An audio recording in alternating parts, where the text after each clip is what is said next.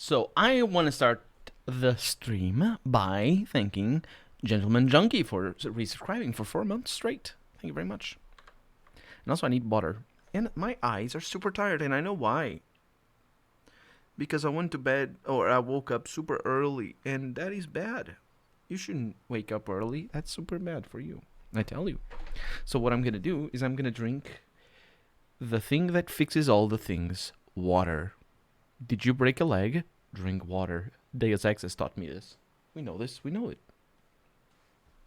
Although it usually works better for gunshots to the torso. That's because it's complicated healing your legs with water, but it works. It's just, there's considerations to be had. But for the torso, it's good. You get shot in the torso, or is your spine severed?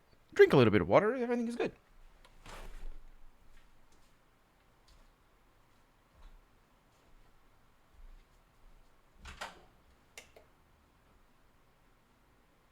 I do not have a mug. Why?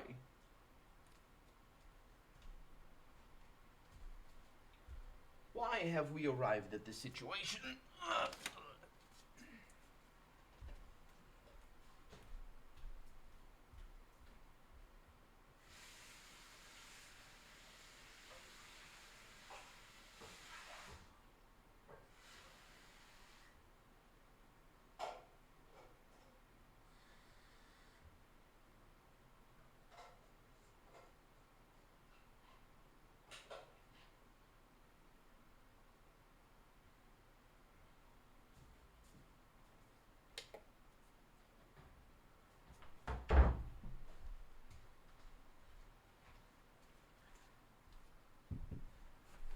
Harry, welcome to the stream. I have made the water work. Not the waterworks, that's a different type of... That's not what I meant. I have now my hands all wet, which is bad because I'm about to touch my keyboard and mouse. I can touch my other keyboard and mouse. I can put the sound on. That's the one, and I can put my face on. I apologize because I'm sweaty and ugly. Welcome to the stream. I'm also very tired, which is bad. How am I this tired? I only woke up at 7, like 7:30. It's not, it's not the end of the world. I don't know. Did you have time to fiddle with the themes for cities? I have not. I was fiddling with the city for cities. Yeah. I'm getting to the point, I'm sure you know what I mean, Harry. I'm getting to the point where I'm like, I'm gonna scrap this whole city to make a new one. I like the city. I really like some of the ideas. It's just that, and everything is working more or less okay. It's just that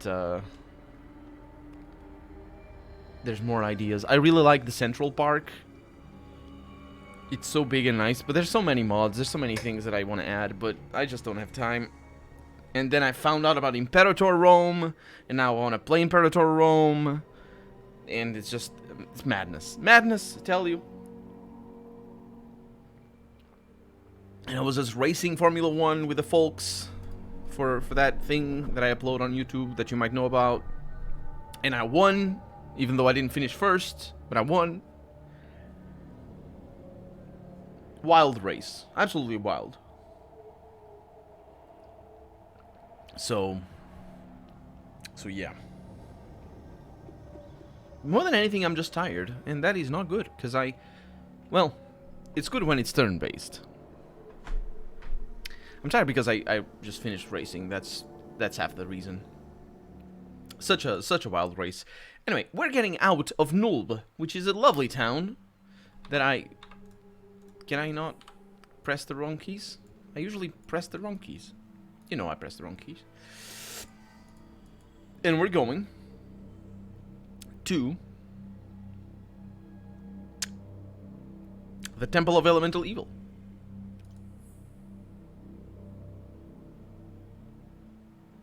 Actually,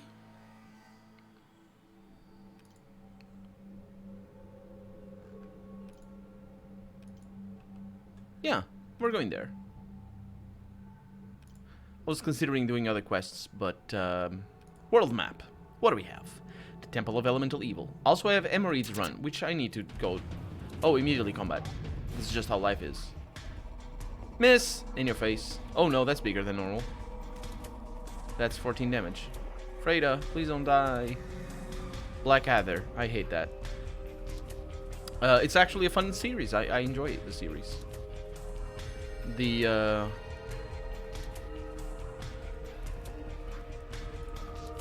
let's see if I can cast blindness on a creature. Saving throw successful.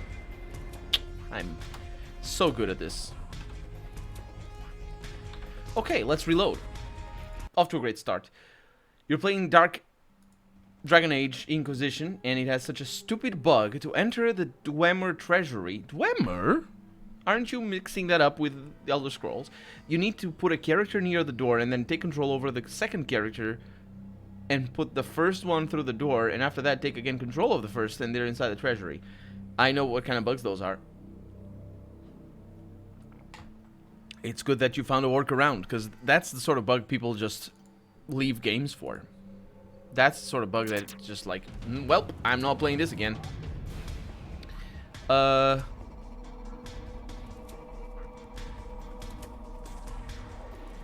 are you? Oh boy.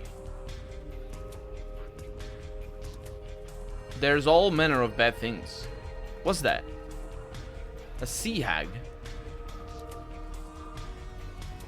This is a lot worse.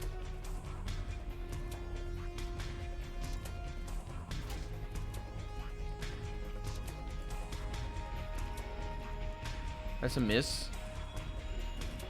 This is super worse. They literally forgot to add the command line scripts to make the door usable.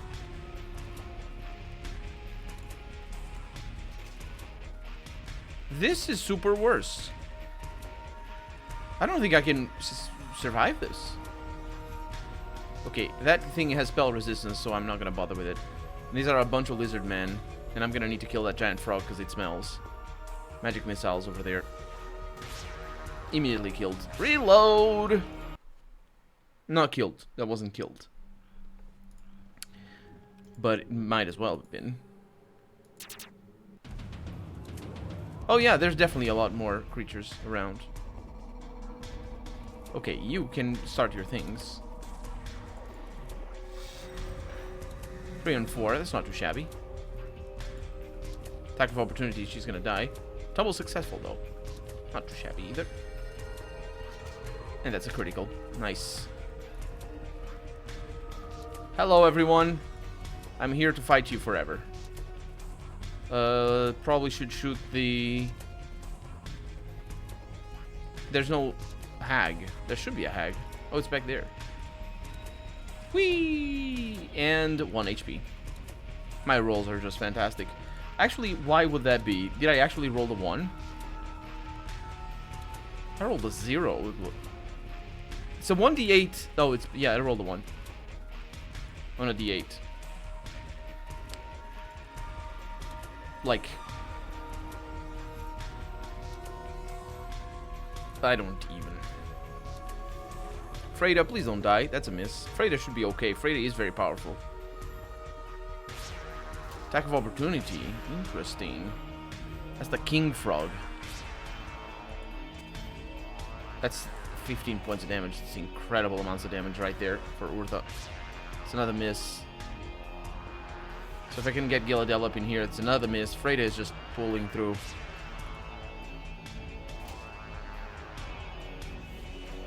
Okay, so she is surrounded true and properly.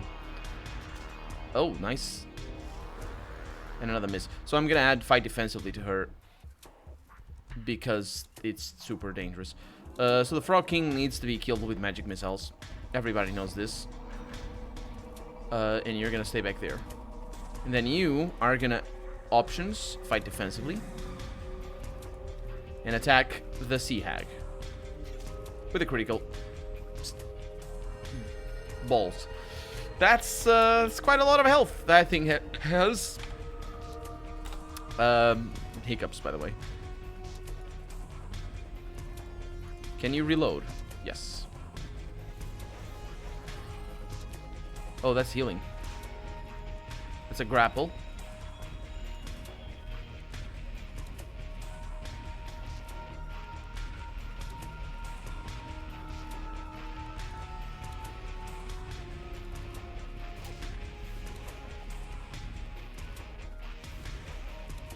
The grapple is gonna be a bit of a problem.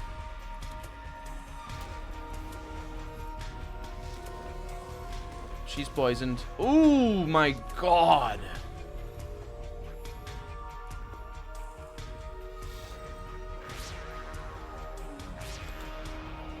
Okay, now she needs to ungrapple herself. Break free. Which she did. Which is surprising.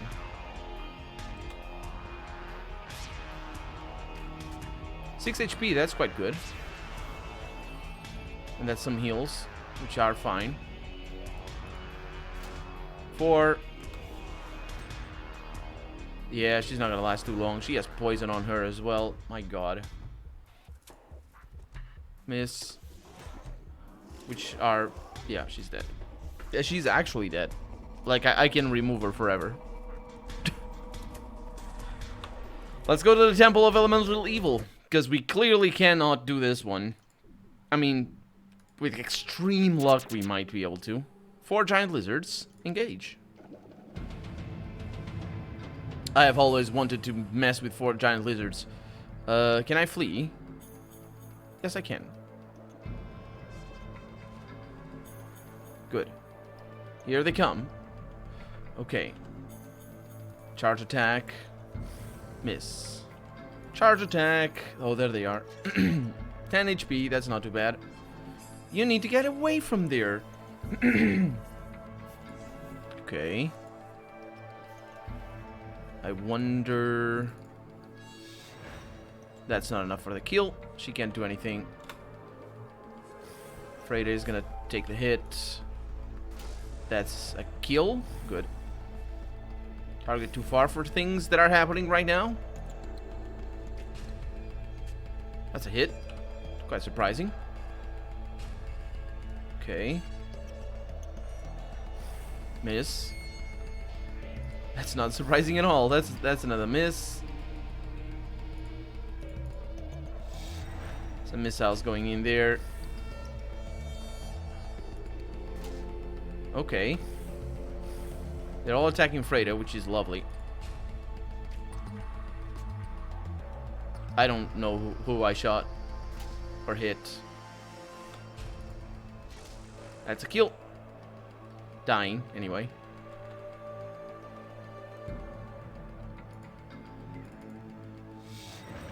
Okay. That's quite a lot of damage. That's the overexertion, I think. That's a hit. Good. And that's enough for that. Boy, can I get the stuff? Oh, they don't have anything. We're gonna need a little bit of a heal situation going on in here. Cure moderate wounds. I don't think I... Is that cure moderate? No, I need to cure light wounds.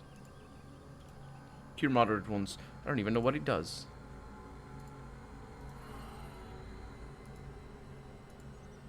It's like probably 2d6.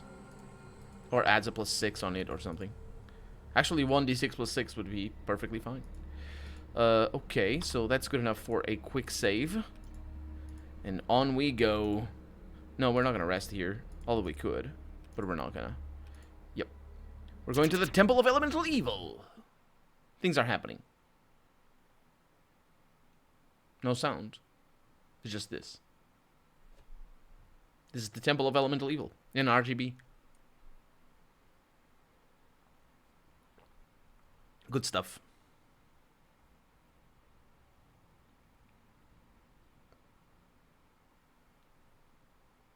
The road to the temple is rutted and spotted with rank weeds, thistles, burrs, thorns, nettles, etc. Some foot and animal traffic has been using the track, but it is not a busy thoroughfare.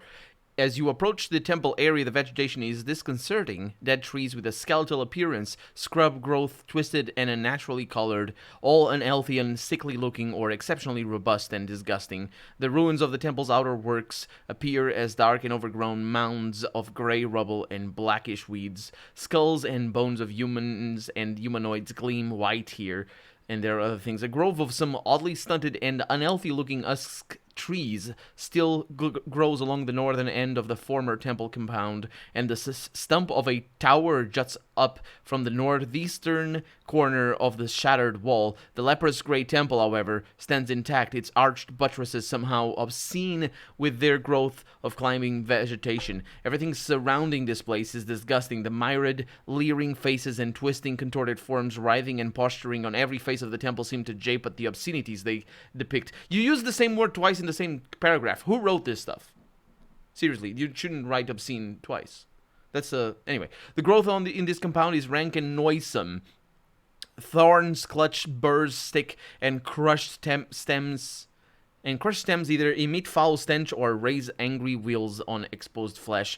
Worst of all, however, is the pervading fear which seems to hang over the whole area. A smothering, clinging, almost tangible cloud of violence and horror. Sounds seem distorted, either muffled and shrill, or unnaturally loud and grating. Your eyes play tricks. You see darting movements out of the corner of your eye, just at the edge of vision, but when you shift your gaze towards such, of course, there is nothing there at all. I think these are the original descriptions of the book. You cannot help but wonder who or what made the maze of narrow paths through the weedy courtyard. What sort of thing would wander here and there around the ghastly edifice of evil? Yet the usual mundane sounds of your travel are accompanied only by the chorus of the winds, moaning through hundreds of temple apertures built to sing like doomed souls, given over to the tender mercies of demonkind and echoed by macabre croaks from scattered, flapping, hopping, leering ravens. That one is quite good. That paragraph was good. that was really nice. That one, I like that one much better than the other one. Zzz. And here we are in the Temple of Elemental Evil, and I'm gonna temp save it up because I am probably gonna die. Where are we? Oh, it's just okay. I remember this place. So sleep. Yeah.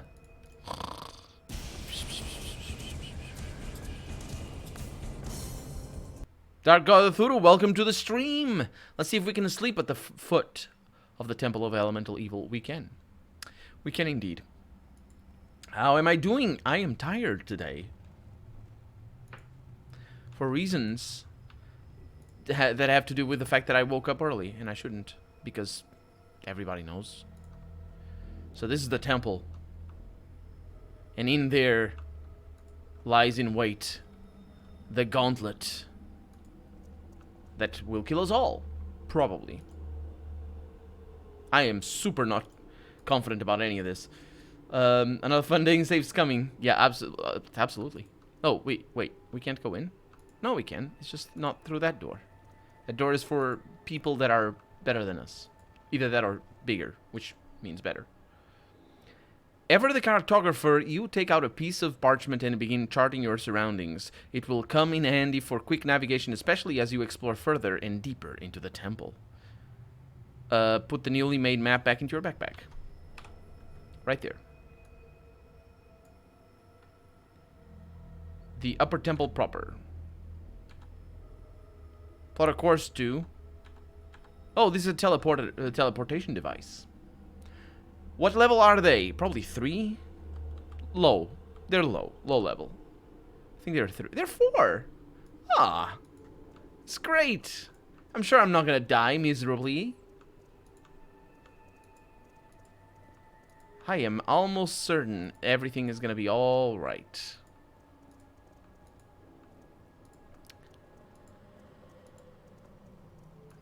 Although I'm getting flashbacks of why this was so difficult. Okay, there's something over there. And this goes deeper down.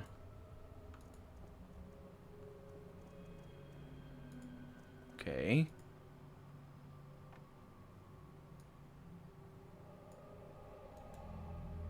That would be you.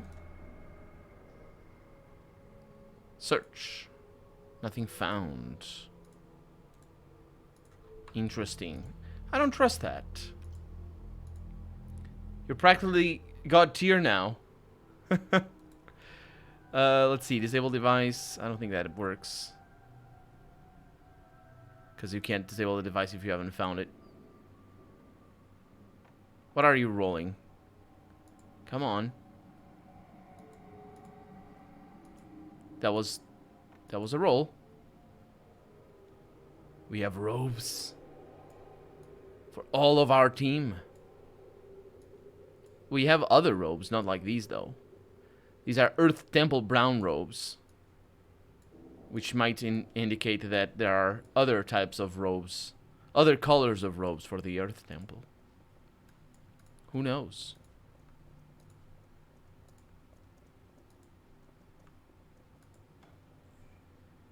Broken glass. Okay. Search. Nothing found. I realize it's nothing. Target too far. Shut up. Okay. Open lock. What are we gonna find here? I wonder if we can just use the robes over our things. These are the Air Temple ivory robes. Okay. I'm gonna put them all in here. Are they heavy? They are very heavy. 5 pounds of robes. It's quite a lot of robes. Okay. I don't need these many. Still, I'll take them.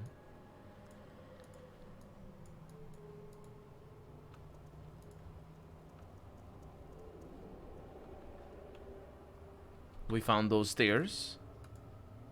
It's good to find stairs.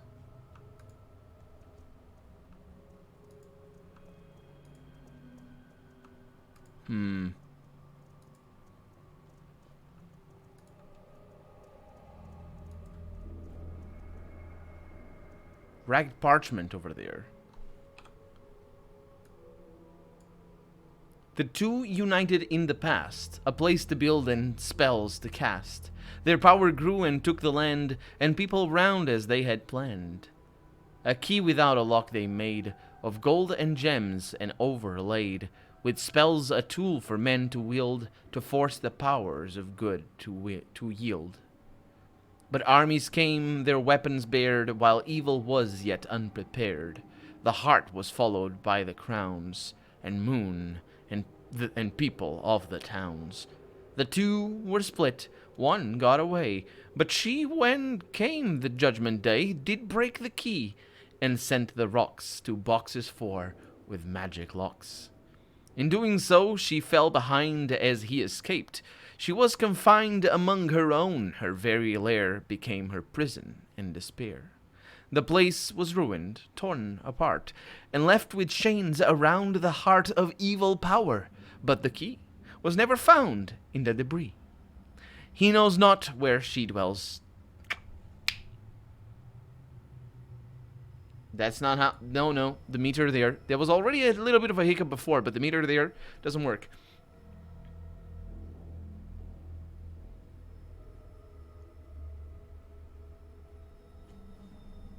Okay, let me... So it reads, he knows not where she dwells today. She set the minion's path, the way, to lift her temple high again. Ooh, that is a nasty one. So how would you rephrase that? He knows not where she dwells today. Usually you would go with the now instead of today, because the today there is meant to rhyme with the way. So it's the way to lift her temple high again. So you can just make it into how to lift her temple high again. So, he knows not where she dwells now. She set the minion's path, how to lift her temple high again with tools of flesh, with mortal men. Many now have gone to die, in water, flame, in earth, or sky. They did not bear the key of old that must be found, the orb of gold. Beware, my friend, for you shall fall unless you have the wherewithal to find and search the boxes 4 and then escape forevermore. But with the key you might succeed in throwing down her power. That you can do that again. Okay.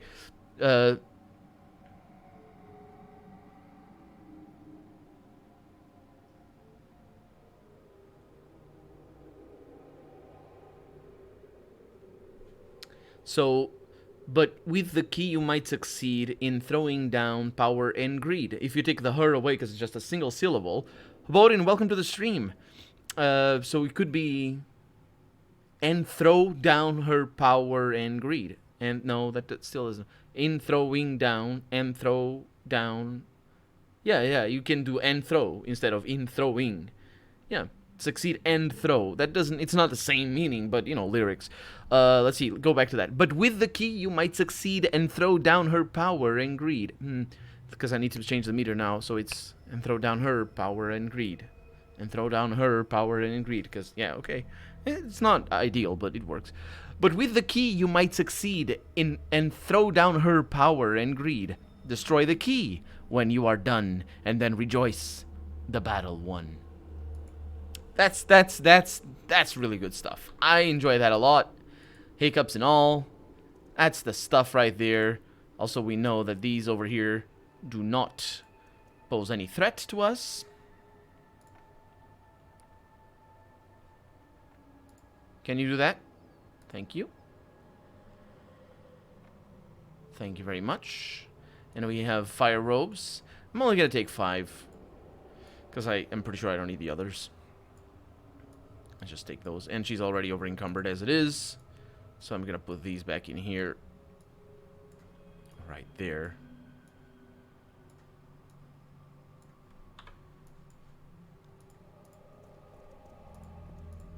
I find it weird. I don't know. I don't understand why it's so often that you see rhymes just like that.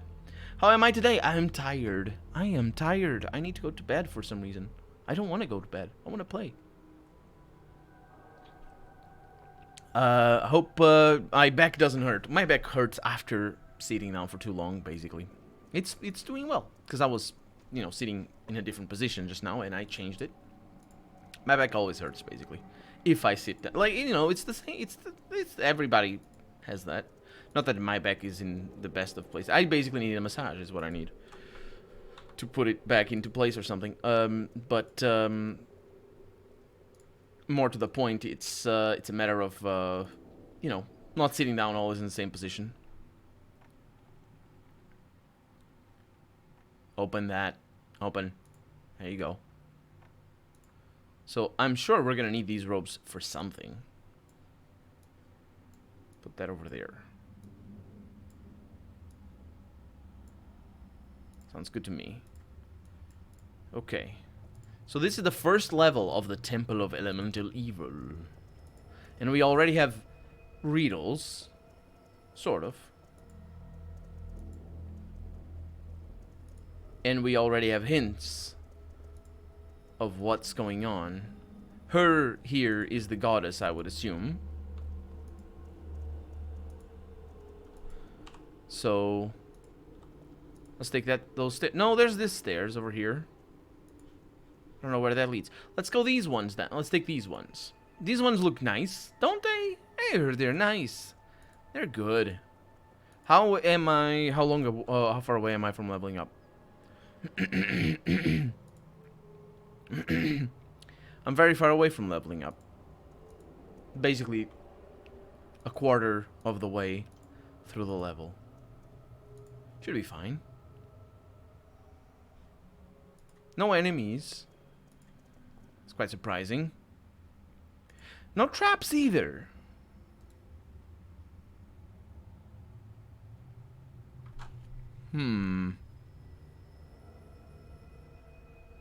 There's no check for traps, is there?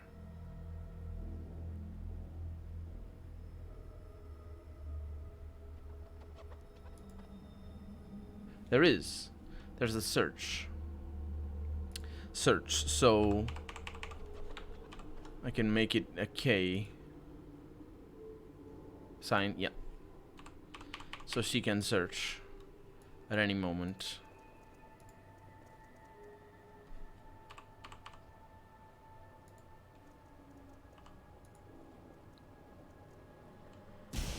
Oh no! We have a gelatinous cube. Everybody knows a gelatinous cube is bad news. 6 HP gone. Of the gelatinous cube. 4 HP gone. Can I... Probably doesn't... No, it can be done. Okay, that's surprising. Okay. I'm gonna hang back over here and see what happens. Gelatinous cube misses. That's always a good thing. I'm gonna hang back a little bit more. Can't do that. Can't attack. Gonna have an attack of opportunity. Bite the gelatinous cube and do a little bit of damage. Gelatinous cube is pulling through, though. So I think we're gonna be okay. You're gonna be defensive and stay there. Good stuff. How much armor class does that have? 3 armor class? Well, we're gonna hit all of the shots. This is the proper stuff in here. Skip. Okay. That's the spirit. Gelatinous cube goes for it and misses. That's something right there. And we should be able to kill the gelatinous cube after a few dice throw. This sort of battle is very good in tabletop because it's fun. You get to use your abilities and say, I smashed the gelatinous cube in its gelatin. His weakness should be simply magical attacks and spells. Or any attacks. Do I have masterwork weapon? I have some masterwork weapons, but that's not really the what's making this pull through. What do we have? Nothing. That reminds me of the damn sewer slimes from Dungeons and Dragons Online. Those damn things were the only ones that could totally destroy your sword and armor. Oh yeah, and there's slimes in Pillars of Eternity that also are super difficult. We got Quarrel of Bolts. Can I? Please let me. We have Quiver of Silver Arrows. That's a different thing altogether. Yeah, that's for a different thing. What do we have? We have a glaive. Must have the glaive. Put it over there. We have a magic spear that needs to be identified. We have a short spear that doesn't. And a gizarme that also doesn't need to be identified. So nobody uses a spear, but if that thing is like a +3, I am using it. So, off to a good start. Found slime and killed the slime. And found a magic weapon. Tell me this isn't like a pre-made campaign. I wonder if it is as that based. Okay, we got ghouls coming up. Might not be the best idea to leave. This is, yeah, should be okay. Let's see what happens. Ghoul goes in and misses. They are super fast. I will go in with you and do 6 damage. You're gonna stay behind and wait. That's a miss. That's another miss. Ghouls attack twice, 3 times. That is super bad. Let's try and kill you from there. That is a hit for 1 HP. Can't do anything else. Let's wait a little bit, but I can't do anything else. So I'm gonna move you up. Not as far as I can move up. And then we can do some magic missiles. How about some magic missiles back there? Because I'm pretty sure they're not gonna do anything. So I'm gonna send her over here and keep there. They have a damage reduction of 10 normally against non-magical stuff, so normal level 5 group is dead. Not this one. That one was just, it died. Miss. Yeah, they're skipping because they don't have access to us. Okay.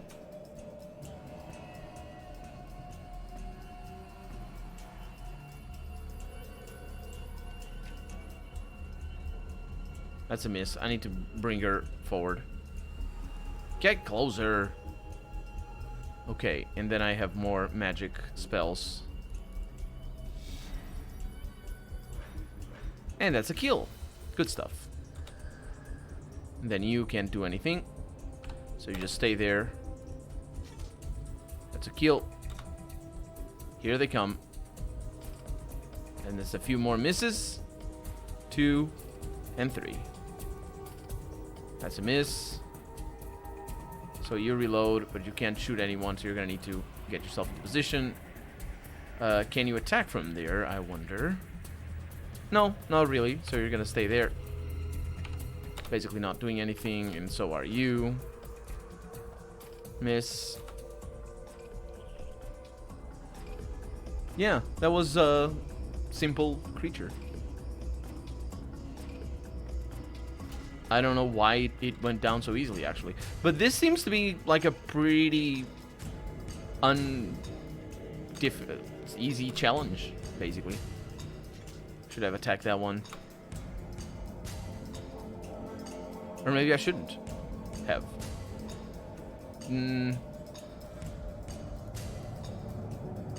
It's good. Oh, I missed.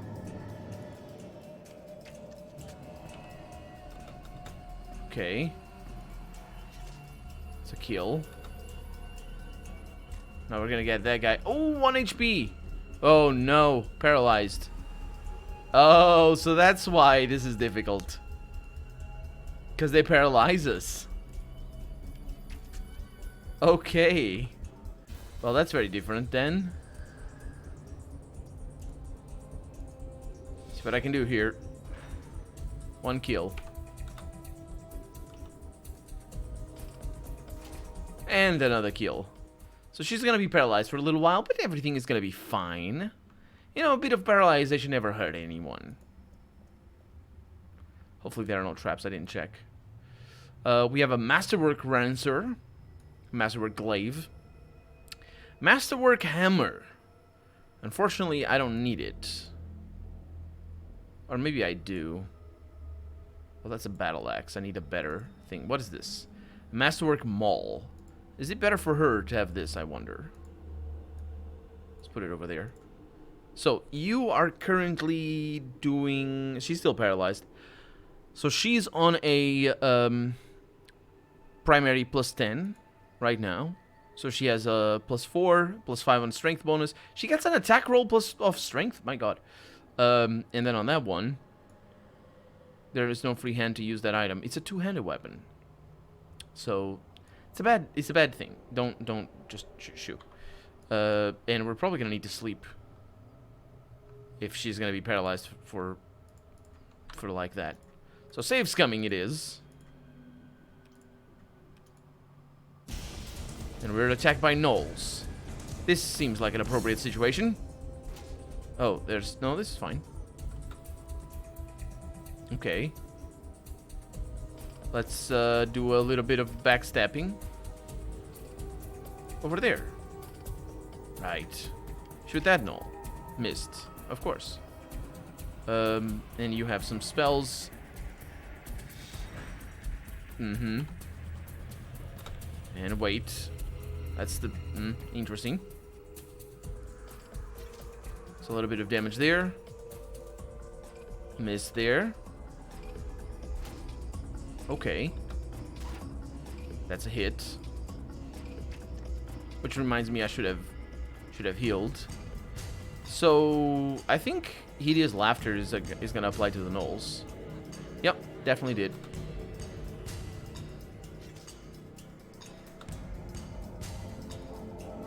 Okay. Attack of opportunity missed, and 4 HP. Missed. Seriously? 13 damage. Come on.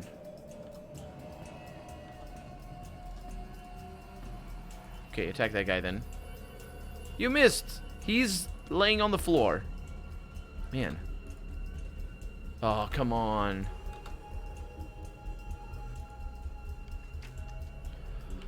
Holy balls. Okay. Finally.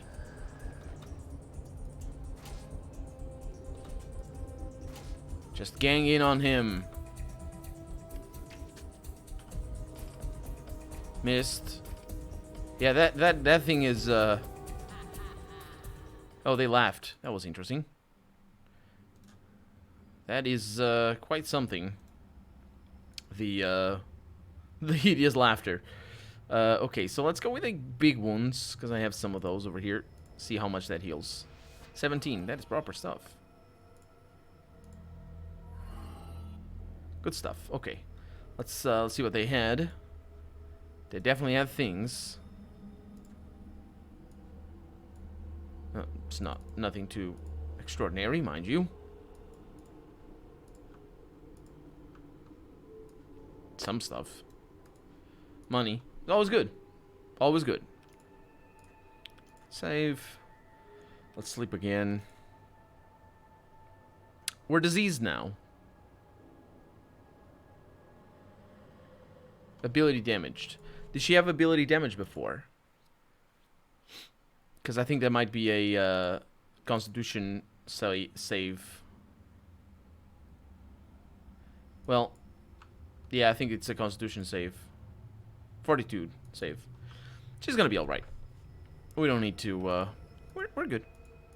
We don't need to worry too much. She's pretty strong. That fever is gonna clear. There's a word for it, isn't there? For fever. For what happens to fever when it gets better. Break? I think so. Maybe it changes depending on the region. Here in Portugal, people say having fever or being with fever or stuff like that in different ways. Especially in the way you measure your temperature. There's just different ways of saying it, which is super goofy a lot of the time. Okay. Trying to be careful here with the traps. So far, nothing... What the heck's that? There's a bunch of dead... Hi. Oh, it's an ogre. Oh, this is bad. The ogre... Okay, the ogre got hit. I have hideous laughter, but I'm not sure that's gonna apply. Because that thing is gonna... save throw, of course. I mean, did we expect anything else? We did not.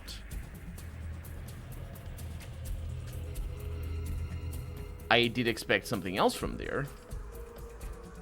You can't go? Okay, wait a little bit. 30 HP is not too bad. That is bad. Oh, that's a miss. Lovely. Okay, you shouldn't get another attack of opportunity. No. Okay. And that's a kill. Surprising. But we pulled it off. How did we do it? I don't know. A little bit of a healing there. Get another one, maybe. Sure. Oh, yeah. Perfect. It's good stuff. So we just killed an ogre.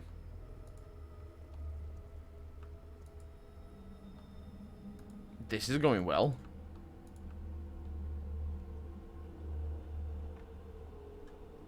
Okay, more of this. That goes up there. This goes over here. We have more magic spears.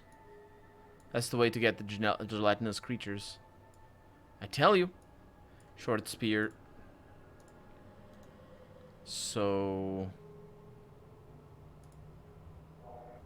miniature chest. So we can put down things that we're gonna sell. Eventually.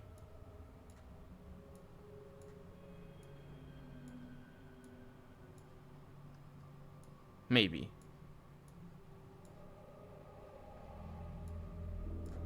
Get the impression we're not really supposed to sell a lot of this stuff.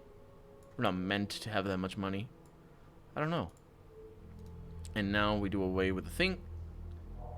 And nothing is crafted. So it's not a problem. What else do we have? Can we get that? We cannot. We may not get that. Why is that?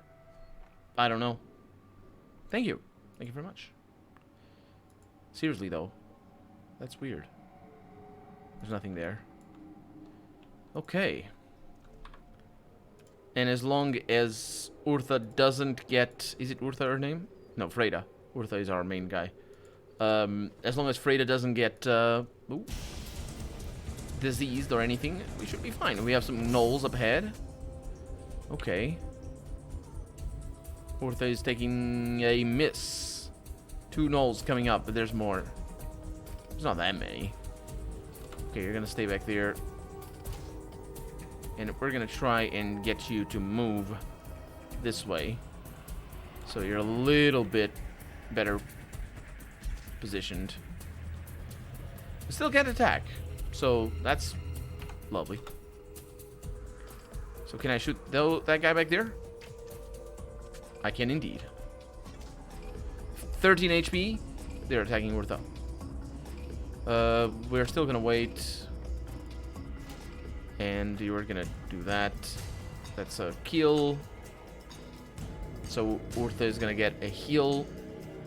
Because that's what my cleric is for. 7 HP. Not very good.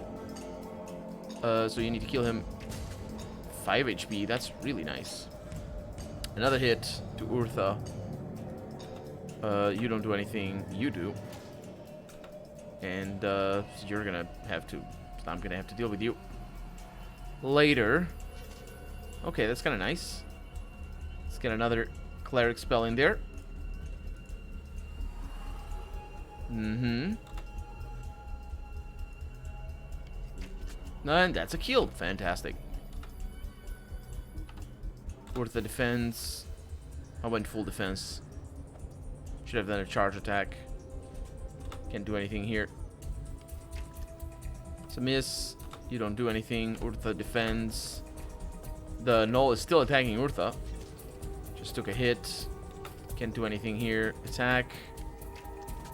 That's the wrong kind of attack, but that was a sneak attack nonetheless. And that's a kill. Or that's a hit. I didn't go full defense, which I should have. And that's a kill. Here they come. Oh, really? Okay. That's a hit. You don't do anything. You should do full defense, but it was too late. And that's a kill. Man, we're just plowing through these fools. Ridderwin, welcome to the stream. Terrible. No, it's surprisingly easy. Temple of Elemental Evil is it's easy. It's easy stuff in here.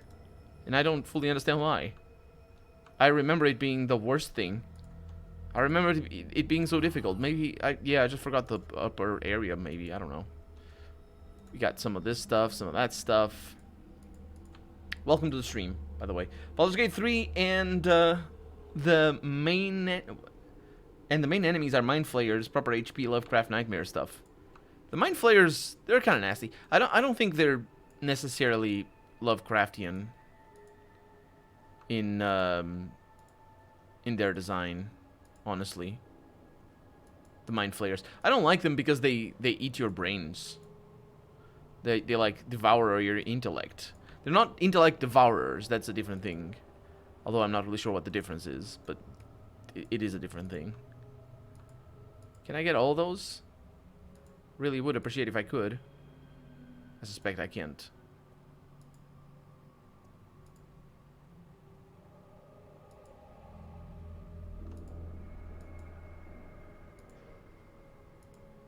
Oh, there it is. Oh, I got all of them. That's really surprising. Yeah, I'm mostly looking forward to Baldur's Gate 3 because, well, they definitely have a really good writing team that is gonna do justice to Baldur's Gate, which is, you know, well written. It's an okay written game, Baldur's Gate 1 and 2. And I think they had the necessary chops for the story beats to tell a story like Baldur's Gate. I'm really excited for it because it's turn-based, though. Just give me turn-based stuff all the time, and I'm there. Speaking of which, I have a new game too that I'm gonna play tomorrow. It's not a let's play, but it's a let's try. Let's see. Okay, so you have some of those. You have some of these. I'll take all of those. Thank you. We have ourselves what's this? A heavy crossbow and a longbow. I have a longbow already. Also a great sword. It's not that great. Also, we're super over-encumbered right now, which is bad. Larian gains are good, so you have good hopes for Baldur's Gate 3. And stop having getting on hype trains a long time ago, because you got so many times burned by hype. I mostly got burned by hype once, and then I stopped. And that was that. That's just, yeah. So that's a good idea to just not getting into hype trains. It's good to look forward to games that you are looking forward to. But I don't know. There are so many good games out there, and I feel that it's more. These don't weigh anything. Nice. I feel that it's more about learning how to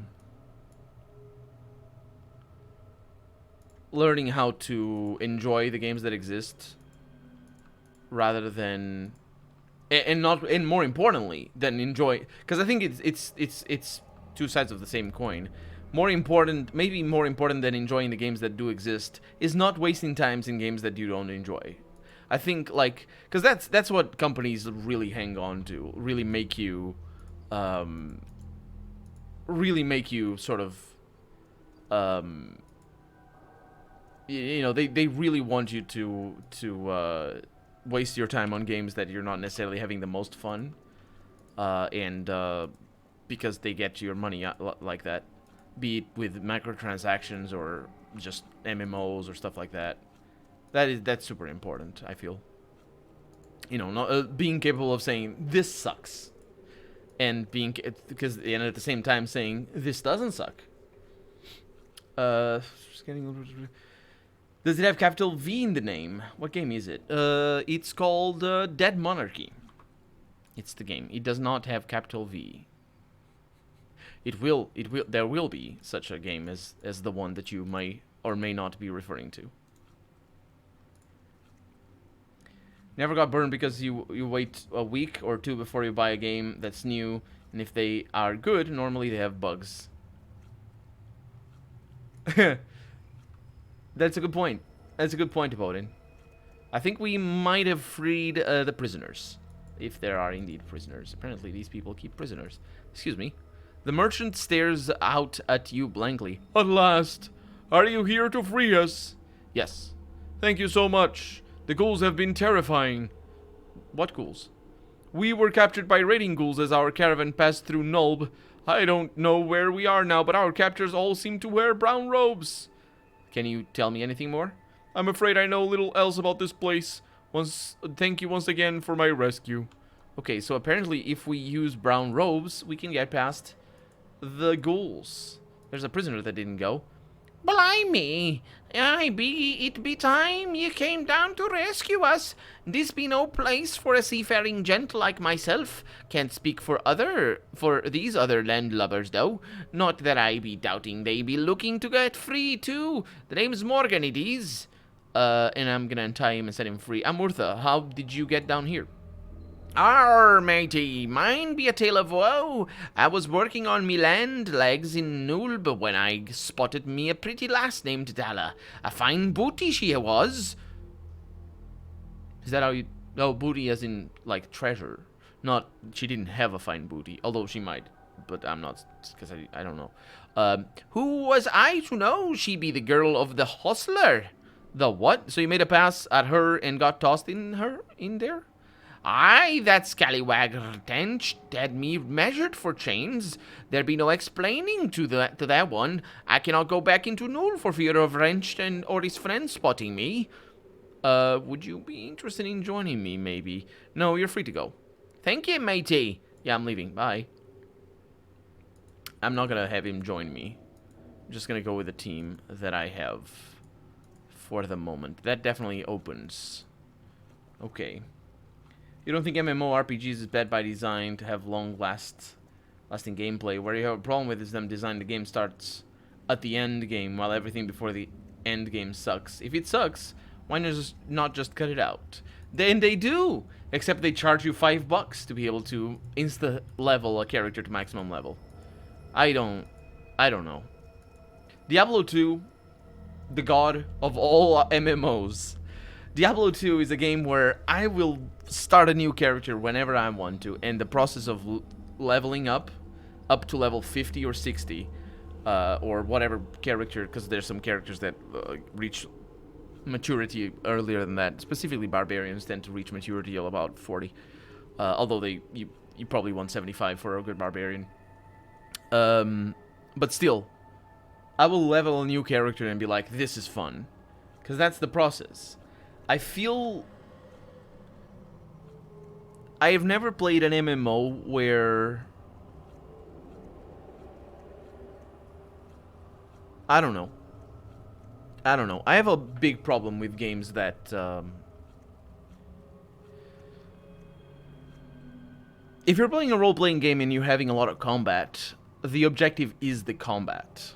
So a turn-based game needs to give you a tactical challenge, otherwise it's boring.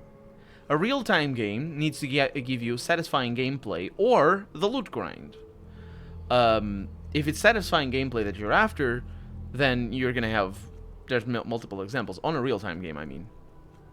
And if you don't have that satisfying gameplay, like Diablo, for example, Diablo doesn't have necessarily satisfying gameplay, but the loot grind is there, but that needs to be... Like, that is difficult to make, because that is sort of a tactical decision. You're making your character, you're choosing the right items, focusing on specific things, using your abilities the best you can, and that's a sort of tactical decision. In an MMORPG, because it's a community-driven experience, you're always going to be drawn to the meta of the game, and that's going to ruin your experience, because you're always in competition with somebody else. Excuse me. And that just ruins everything. Just absolutely destroys the choices. Because, like, I played Dark Souls 3 with a rapier build with very low armor, and it was awful. No shield. Awful. Just, I had the worst time a lot of the time. But I enjoyed certain aspects of the game that I wouldn't enjoy it otherwise. And that definitely gave me a perspective of the game that I wouldn't have gotten if I had played with just a Zweihander from the beginning. Or a Claymore, rather. Claymore is fantastic. It's just an amazing weapon. Flameburge is basically the same. As far... Flameburge is the same, or is it Zweihander? I don't know. Either way. I think it's the Flameburge that is the same. The point is, if Dark Souls 3 was purely competitive, or if it was competitive at all in its design... Imagine every boss you had to beat the boss, and after that you had, like, you tallied yourself up to other characters or something like that. I would never have the rapier. I would reach halfway through the game, or even not even that. I was like, this build, it sucks. My build can't keep up. Like, look, these people are leveling up so much faster than I am. And that would change my character completely. So because MMOs are so focused on competition, I think the meta just swallows it all. And I think that's the problem. I feel that's the problem. Because the time investment, that's the important part of someone hooked simply by spending time with it. You are less willing to stop playing it. That's definitely something says about it. That's definitely something that the companies prey on. It's called the sunk cost fallacy. It works for time as well. It's basically the fallacy that it's not it's not actually a fallacy, but it's an interesting. It's how it's called. It's basically the process of you not wanting to drop a TV series because you've watched a bunch of episodes already, and since you're this further in, you might as well see it to the end. And video games use the same exact thing. And microtransactions are definitely a way of preying on that, and to a much lesser extent, DLCs are also a way of preying on that.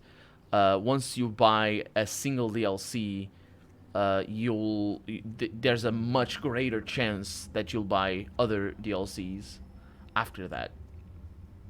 Precisely because of that. DLCs have a different sort of... They're a different sort of preying on the customer than microtransactions are. The biggest point of DLCs is actually to just extend the release period, extend the buzz, the marketing buzz around your game for longer than normal, while at the same time increasing the cost of the game. So basically the same game is sold for more expensive. At least the traditional sort of DLCs. If you're talking about like big expansions, that's a different thing altogether. But the traditional sort of DLCs where you get like this extra class or this or that. It's just mostly to extend the price of the game while providing the same service, and at the same time, creating buzz. So they have a different thing. Never got your paladin to level 99. Stopped at level 98. You can bring myself to play 100 hours for one level. Yeah, level 99 is basically double the level 98, as far as I remember. I thought it was like super. I never got to level 99. I got to level 98 once with a barbarian. Totally unneeded. Totally unneeded. The barbarian at level 80 is just basically done. You don't need better than that. I played it all single player though. The MMO you like is Dungeons and Dragons Online. You have combat, you have puzzles. It's not pay to win, and it's fun. I never got into MMO. Yeah, I've heard really good things about Dungeons and Dragons Online, including from you, Harry. Never got into MMOs myself. Always had the fear that would have no self-control with them. I used to have problems with some games that actually had endings, so you can imagine one that doesn't. Yeah, that they definitely suck you up. I feel I'm lucky enough to not have an issue with that myself. But I can see, like, my draw is usually imagination. Like, if I can imagine a thing that I want to do, I will go for it. And if the game is enjoyable, it will be a long-term goal. And that's why I think Diablo 2 was so. I sunk thousands of hours into Diablo 2 in single player. Because of imagination, because I could imagine a class or a build or items that I really wanted.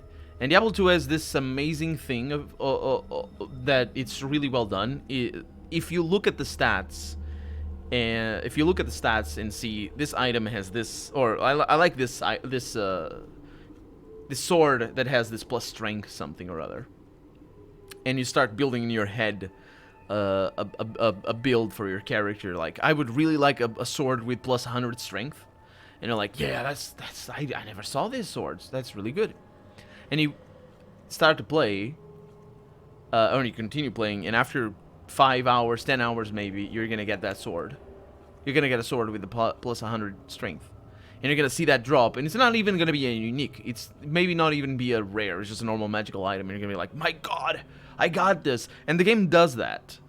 It's balanced in a way that you don't pay attention to, because there's so many stats.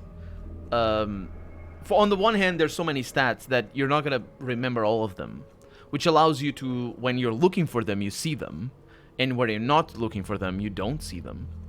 Because at the same time, it doesn't have enough it has so many stats that happens, but at the same time there's few enough of them that it allows you to really hook on to specific stats. And that was the bane of Diablo 3, because Diablo 3 has 3 stats. Not quite. And certainly with the auction house, it ruined everything. Well, it's a complicated matter, but Diablo 3 has 3 stats: attack, defense, and the survivability. No, which one is it? Magic? There's 3 stats. They show up on your character. You don't even look at your items, because the skills are everything. Now there's some items that change the skills here and there, but it changes. Like, that's nothing. That's nothing. You need a much simpler character system to sustain item-driven character builds, which is what Diablo 2 is. And Diablo 3 is just all about your skills. And then about those 3 stats: attack, survivability, and the speed, I think it is. And then basically each item you get, you just hover over it, and it gives you the arrows. And that's that. And they ruined Diablo 3 for that. I think Diablo 3 is kind of fun, but it's nowhere near as good as Diablo 2. Because of the items, anyway. You know, so many people who drop Destiny 2 before playing the end game raids, because before the end game is ridiculous. Raids in Destiny is really cool. It really, says Raiderin. Welcome to the stream, Raiderin. Did I say hi to you? I'm sorry. I don't think I did. I always approach games blind because you have the discovery process, but at the same time, you hate any games which have what called noob traps. Look at investing into energy in D2 and inability to respec skills, when 90% of those skills are literally trash and can't kill fallen on higher difficulties. If game had a ton of options, but only very few selected ones is viable, it's terribly designed game. Diablo 2 is a game made for that replayability. Those noob traps, they eventually added the respec. Diablo 2 has respec. It's limited, but it does have. They eventually added that, and I think they added it with 1.13, not even 1.12. The one that I played the most was 1.09. C, I believe it was. But what you say is sort of interesting, because I really enjoy the process of starting a game and seeing all the mistakes I made, and then starting again because I did a bad character or I chose the wrong thing early in the game. For a game like Diablo, that's super important, I feel, because that replayability is where the game really shines. But of course, that only is important if you enjoy the process of building a character and leveling up. If you're just so focused on getting a full character, then the respec needs to be there. But to compensate that, all you need is fun gameplay, basically. You can go up to level 9 for free. From that point, you only pay for quests you want, and the EBST part, and that's the part I like the most about D&D Online, is that you can solo play the entire game, and if you need a companion for a quest, well, you can hire an NPC sidekick, and that's all. The game Grim Dawn doesn't have a good guide until now. Never ever saw someone explaining 5 different level casting for the skills. To be fair, it's the random scaling in this game is one of a kind. Grim Dawn is just really... It's really good. But at the same time, it's really hazy. I don't know what it is. I feel a game like Path of Exile makes better use of its environments and of its items. And not just Path of Exile, the Titan Quest does the same. Grim Dawn is just... There's so much happening on the screen a lot of the time. But it's not bad at all, but it does take away a little bit from that, and I feel that it's difficult. It's easy to get lost in that, and just sort of go through. I played the game through only once though, so my perception is definitely skewed in that regard. And I didn't play the expansion either. You click this skill, and you screwed. Go replay 20, 30 hours. It's just artificial way to prolong the game. Just limit the respec like in Grim Dawn. Oh yeah, well I mean if it's a UI thing, because in Diablo 2 you click once and you're done. If it's a UI thing, like you need to click OK or that sort of stuff. I think if it's a UI thing, that's stupid. You should have proper UI that doesn't, oh I misclicked, damn it. But at the same time, the process of Diablo is to force you to replay. It's not... It's synergetic. So, on the one side, that's where the game is best, is the process of building a character. But the game also has to pull you into there. It's absolutely what you're saying. It's an artificial way of prolonging the game. It's not really prolonging the game, but it's just prolonging the game's lifetime. But it is where the game is best. And if the game didn't push you in that direction, it would sabotage itself. They probably will make a sequel. If they made an expansion, they probably will make a sequel. Especially if they're...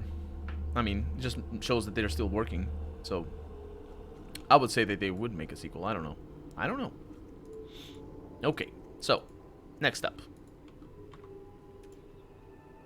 Get quick save over there. And we have a room.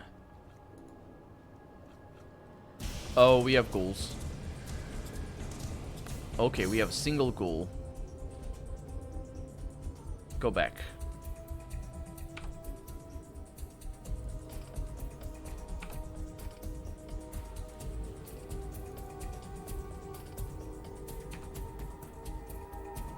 Okay.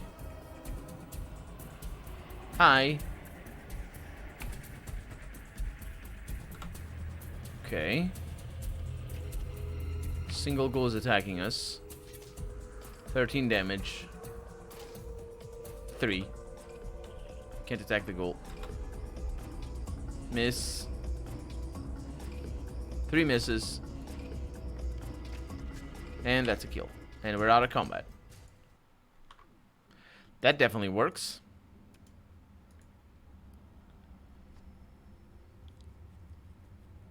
You can respec in D2, yeah.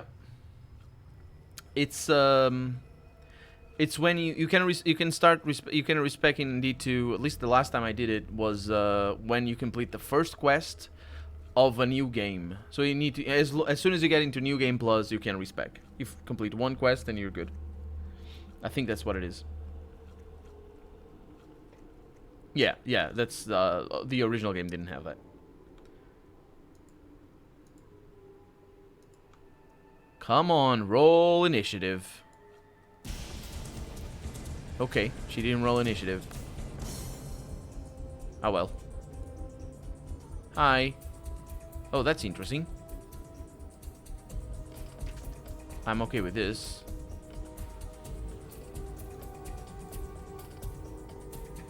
Do I do a... Oh no, she did a full defensive already.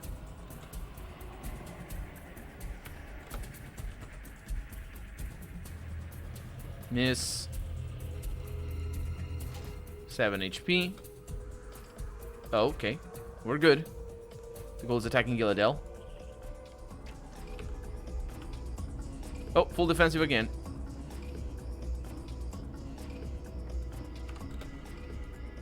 I press Q instead of S. Because that's the shortcuts that I have. Nothing found. Are we just gonna kill them one at a time?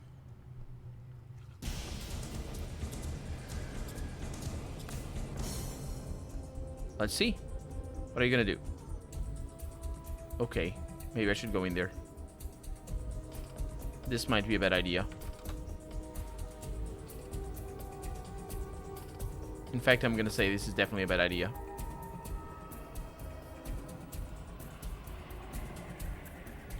You invested into Fire Arrow instead of Guided Arrow or whatever because you didn't know they suck. Yeah. Well, sucks to be you. Go waste another 20 hours. But that's the thing. It's not wasting. It's playing the game. Like, that's what you look forward to. Unless you don't like the game, which is totally fine. But, yeah, it's just... You know, if you don't like the game... It's just a... I don't know. Maybe I'm seeing it wrong. Okay. That's good enough. Let's bring you over here. What I'm trying to say is that games like D2 punish for experimentation rather than rewarding it. In GD, you wanted fully... In Grim Dawn, you want to fully respect to check something new in my build. No hard feelings, you have a tons of options to bounce back and experiment. Yeah. But at the same time, in Grim Dawn, you also don't want to... Don't, like... You have one character, and that's that. You're never gonna build another character of that. I may be wrong on this, but oh, target blocked.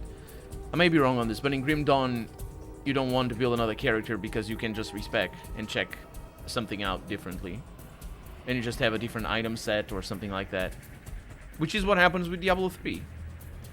And I think in Diablo 3, the game is just not aimed towards giving you a nice respecking experience, basically. Not respecking experience, but a rebuilding a character experience. And that's what happens with MMOs. That's why that's why I started talking about this, because of the whole the end game is the main game. Because that's, yeah, once you get a character to the maximum level, you respec into the characters you want.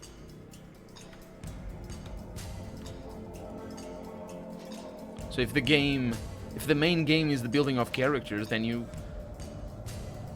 will want to force the players to build characters. Because otherwise you don't have that, I feel. Okay, that's 1 HP. That sucked. Oof. Okay, we're in for a little bit of a... no paralyses. Okay, good stuff. We have 4 level 100 characters. Why do you have that? You can't switch classes. No. I didn't mean... Right. But, like, I think I said it. I meant precisely that. Once you build a class to a maximum level, you don't need to build it again. That's what I do in Diablo 3. I haven't launched Diablo 3 in a while, but if you go there, you'll see maximum characters for wizard, maximum levels for wizard, for barbarian, for basically all the classes except Plague Doctor. Because I don't need to build more. And if I do, I do it with the other gender, and I make it, because there's male and female in Diablo 2. Diablo 3, sorry. And I make it hardcore. You know, make a character in hardcore.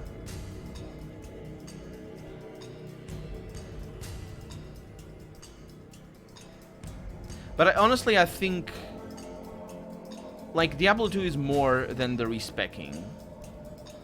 Diablo 2 is more about the items that you find along the way than it is about the things that you have on your character, or the skills that you have on your character. So, okay, that's dangerous. Let's defend. Wait, it's Skilladel. Dang it. Defended the wrong character. Oh well. Can switch classes in Grim Dawn, just a sorcerer. Summoner idea you can choose. You can think off the top of my head 5 different pairings. But ooh, what's that? We got paralyzed, didn't we? This is bad. This is really bad. Okay. But how many classes do you have? Is it? I don't remember. I thought you had class combinations, so you have like 70 classes. So maybe I'm wrong on that. With a 70 class system, you definitely would want a powerful respec system.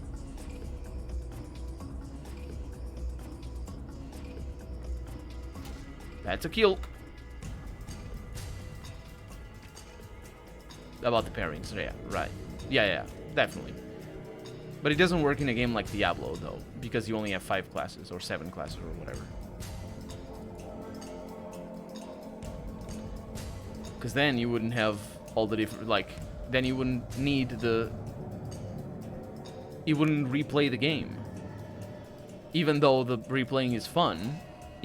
Well, I'm not saying it is fun for everyone, but if it is fun for you, even if it were fun for you, you still wouldn't feel the need to replay it, because there's no need for it.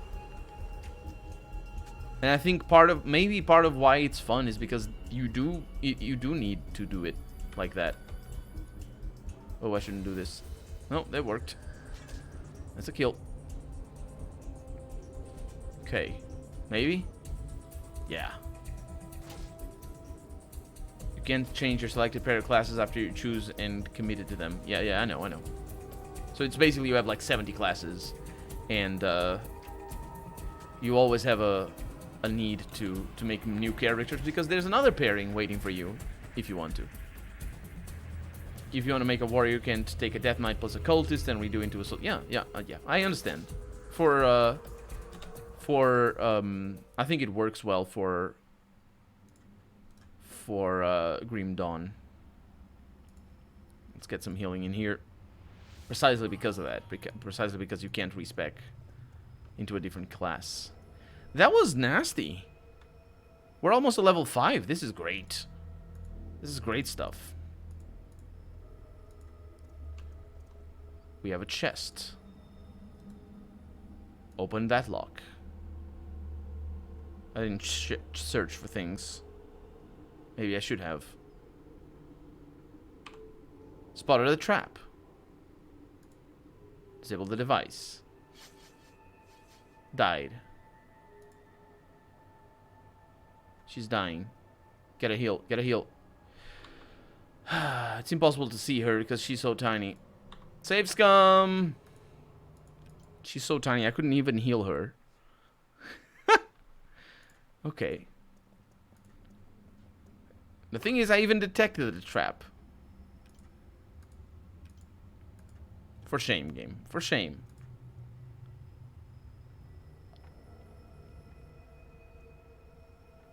Now I should have an easier time seeing her if she fails to disarm the trap.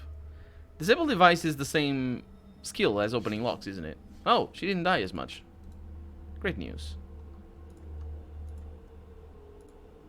Let's see what we have over here. 13 HP. That's lame.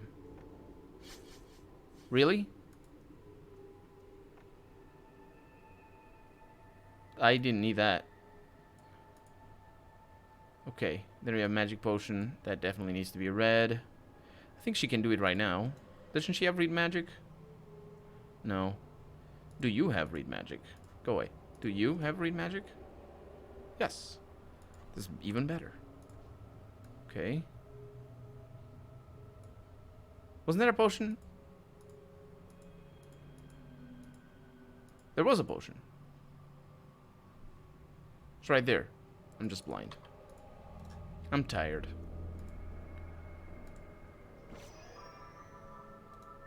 Okay. I think the invention of one difficulty is the top thing that happened in... Of one difficulty? It's the top thing that happened in action RPGs, at least for me. You play games like this, like a puzzle. You love when you see Fire Demon and he kills me. And I'm like, okay, how to fix it? And I need higher fire res. Then different challenge for the game is just long with a lot of bosses rather than this is 20 hours game, now replayed 33 times. Huh. That's an interesting perspective. That's an interesting perspective. Diablo 3 definitely introduced it. That sort of gameplay. That sort of dynamic. But I never really delved into it myself. So I can see where you're coming from. I really enjoy the how it happens in Baldur's Gate, where you find wolves that will freeze you because they do fire attacks that or ice attacks that freeze you. And it's Baldur's Gate 2 in specific. And it's relatively early game, and then you just have these boots that you pick up elsewhere before, or you have scrolls of ice protection that make you immune to ice. Absolutely immune to ice. And the boots will give you immunity to ice as well. And you use those scrolls to cast immunity and just be unharmed by the wolves. And I really enjoy that. I think that exists because it comes from that sense of perspective of making a puzzle out of combat, and that exists more in tabletop than it does in video games. I always find it so meh when it's like, oh, this potion gives you 10% fire resistance. And I'm like, yay! Especially in games that have fire that like this game, for example, a fireball will do 5d6, I think, or 6d6. Depends. Actually, it's 3.5, so it's 5d6. Plus levels, I think. Is it? Plus 6? Up to plus 5? I'm not really sure. Actually, I don't know. Anyway, let's imagine it's 5d6. So the breadth of damage there is so wild because it's from 5, because it's 5d1, or 5d6 from 30. So 5 from the 30, although more realistically it's going to be somewhere around the 10 to 25.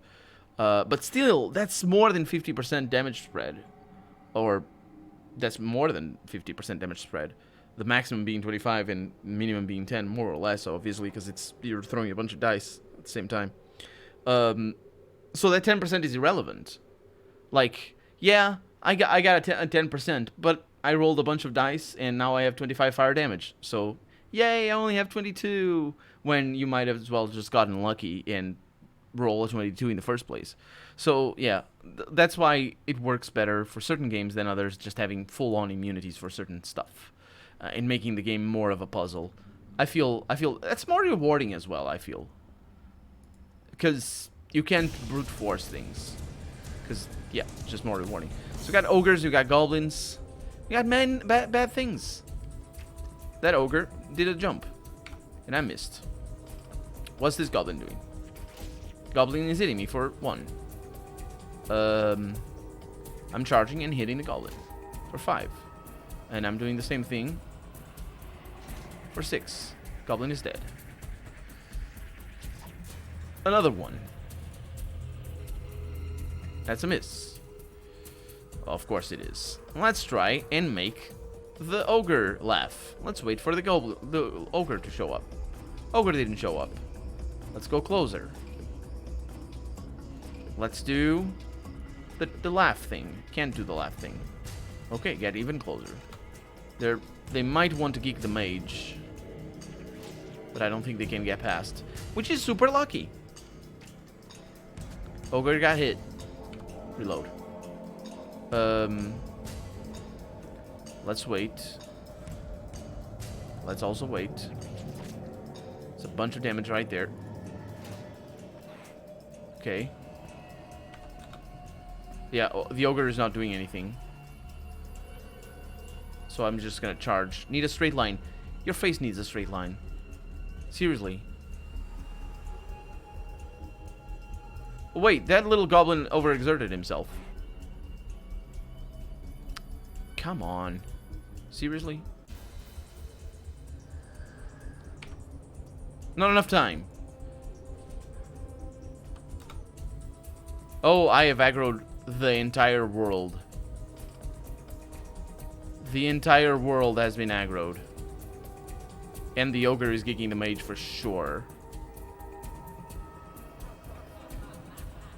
We made the ogre laugh. Come on, Gilladel. You can do this. You can do this. It's 1 HP. Diablo 3 introduced it, and then Pillars of Path of Exile introduced it, and then that one introduced it. Okay. You always love to make an example of with Shin Megami Tensei games. They are hard from the get-go. They give you 40 hours campaigns with a lot of challenging bosses, and the mechanics require you to actually use buffs and stuff. Combat in Shin Megami Tensei is a lot of time. Is exactly like a puzzle. It's hard to explain to normies who never played Shin Megami Tensei. Kamehead, welcome to the stream. Gobo Army, absolutely.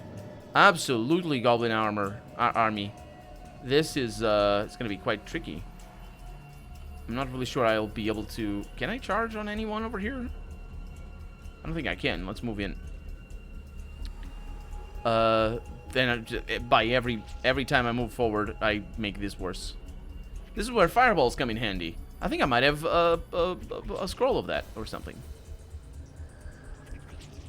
I might try it. Not really sure how it would work. So we got a goblin over there. And we can't do that. But I can attack you. That's HHP. Gilladel over here. Just gonna attack and miss. So, let's see. In your inventory, you have scrolls. Unfortunately, I can't see them. Inventory, you have scrolls. A lot of things. Steve is something else, don't worry. Acid Splash. Go for it. And missed. It always misses.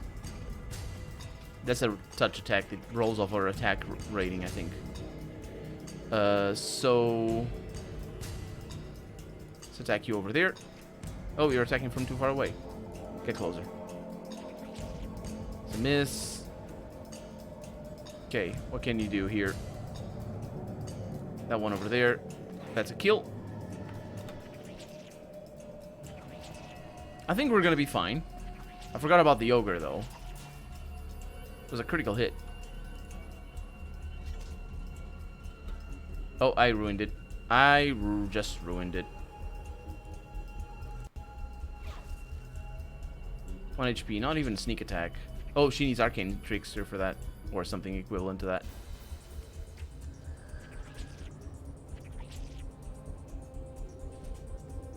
Okay, that little goblin overexerted itself. We absolutely have to make short work of the ogre, though. Because I don't know how long he's gonna laugh. That's a kill. Lucky. That's a miss.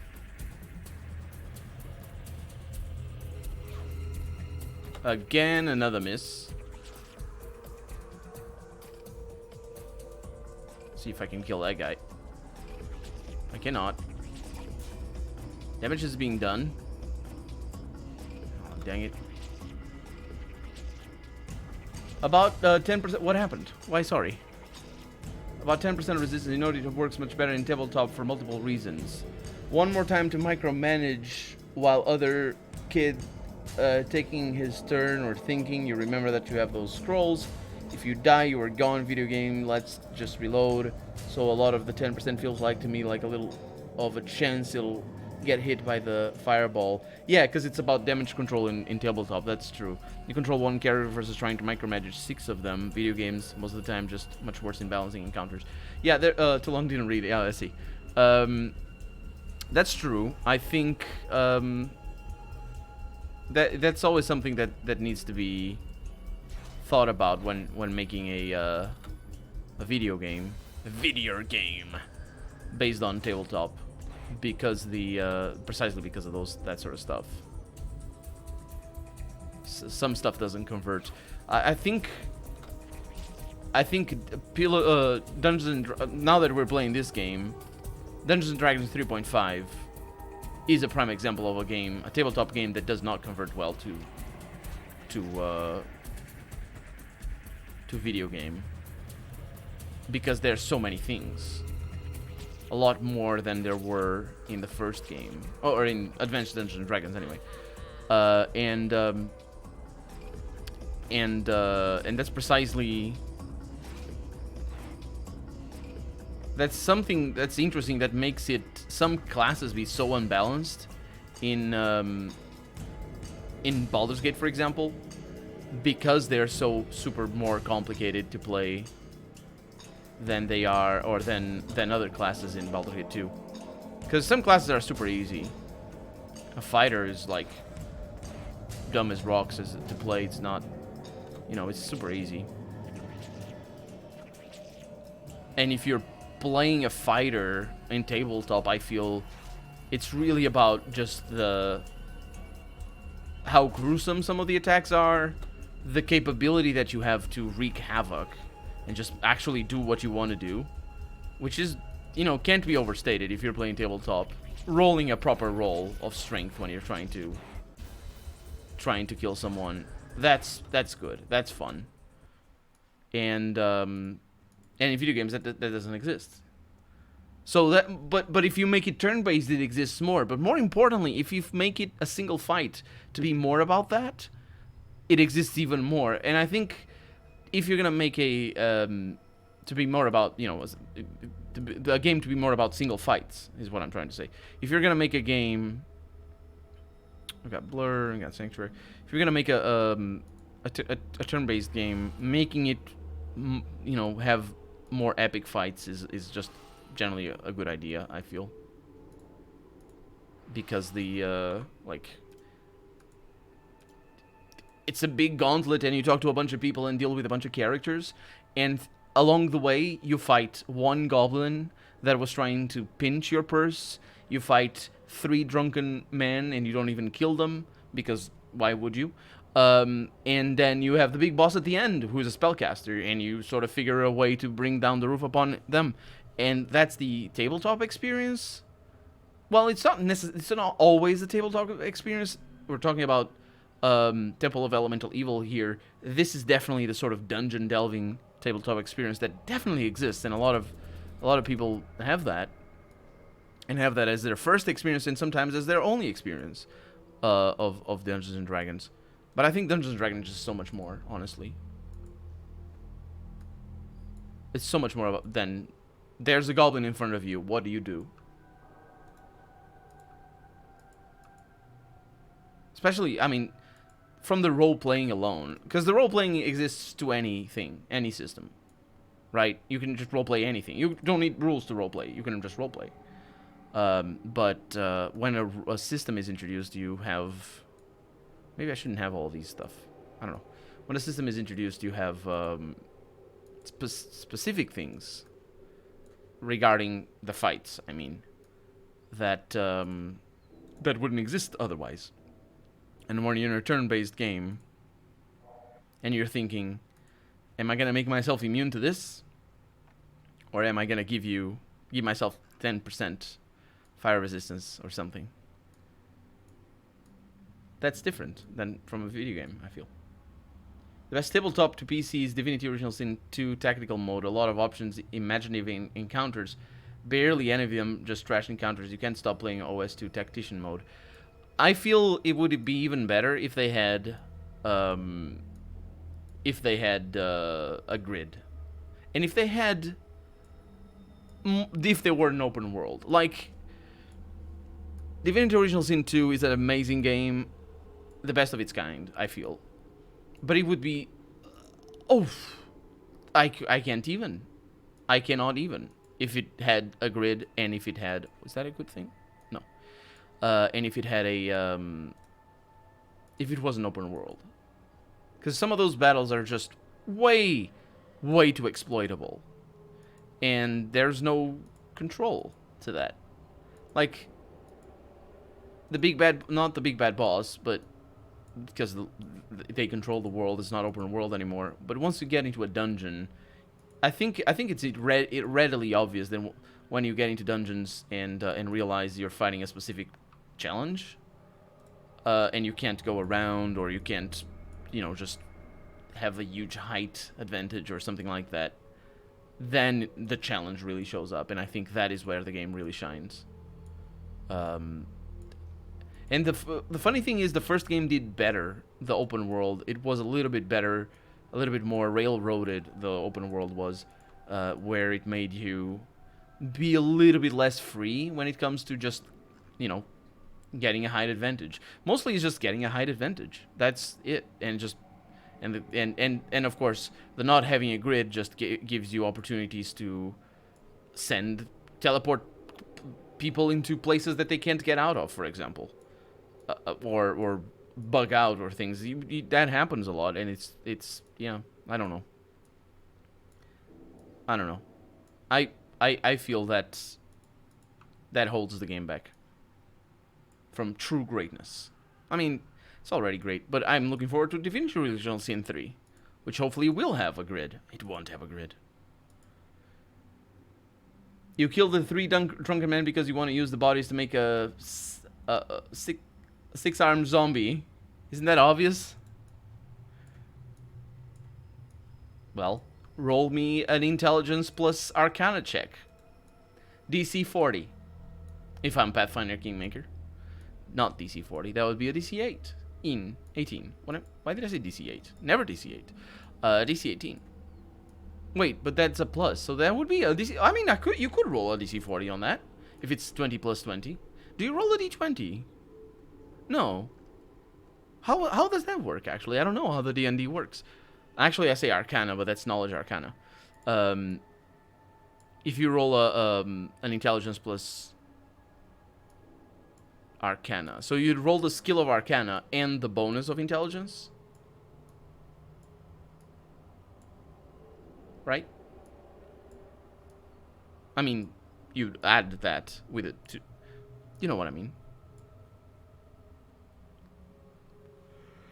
D20 plus skill plus intelligence. And then you adjust the DC to the required thing. That makes sense. That makes sense. In Kingmaker DC 40, that's an easy challenge. My god, that game. It undermines it super, super hard. When you just... Oh, look at that! There's a quest-relevant option that might allow you to do something later on. Oops, you failed. Now you can't do it. How about that? Well, I guess it wasn't that great, was it now? If you're just gonna lock me away. And the thing is, it usually isn't. The quest options aren't... Oh, this is bad. Not too bad. The quest options aren't usually phenomenal when it comes to just doing different things. So again, that undermines things a little bit. And this game also needs a grid, by the way. Especially when it comes to protecting the mage.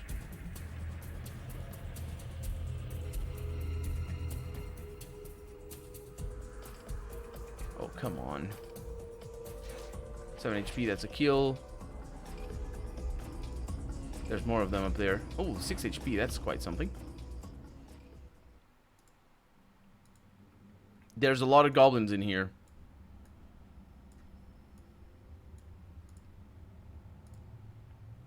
They all had 2 coppers and the laziest, lamest things that obviously were not meant to pick up because the little thing that I have that allows me to carry stuff, the pocket plane thing, is from a mod.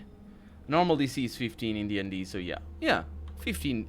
DC, yeah, just don't go above 20 unless it's something really, really super. But honestly, I don't think the rolls are... I don't think the rolls are nice. I think I really enjoy... You have 10 skill points in Knowledge Arcana. You know how to do things. And that's just... Because that, like... That is how it works a lot of the time. You ask the DM, would my character do this? Would my character know how to do this thing? Would my character... Like, you directly ask the DM about that sort of stuff. And, so I don't understand... as far as I can tell, it's more from a... things happen from a just tradition standpoint. It's just how it's always been. But I much prefer systems that just allow you to... well, you need 10 points in this skill to be able to do what I'm about to do. So, you either do it or you don't. And then, of course, you know, there's if something is meant to be random, then something is meant to be random. I don't know. If you're doing a feat of strength, it's not really random. You just either pick things up or you don't. But if it requires dexterity, then maybe it's different. Maybe it's, oh, you just trip or something like that, and that fun ensues and you die. That's, yeah. Who were designing this shit? Wait. Yeah, sorry, but, fuck Pathfinder. A terrible game with terrible design. Jesus Christ, it's just stupid. You got a fight where Amir, or whatever her name is, Amiri, right, yeah, was in melee with an archer. And guess who won? Of course, the archer who kept provoking attack of opportunity, and she was unable to hit a 22 AC. Oh my god. Yeah, that does sound like Pathfinder Kingmaker does. You say Pathfinder, but that Pathfinder is a rule set. Let's say you want to hear someone whisper on the other side of the street in a mass of people who's behind a tree that's at 25. But then again, that's right, Obodin. Like, for that one, maybe luck plays into it, right? Maybe that one is a specific luck roll, and you're saying, okay, I'm gonna roll a die to see if I can do this, if I can, and maybe I'm gonna have a plus thing. But it just happens so often on so many things.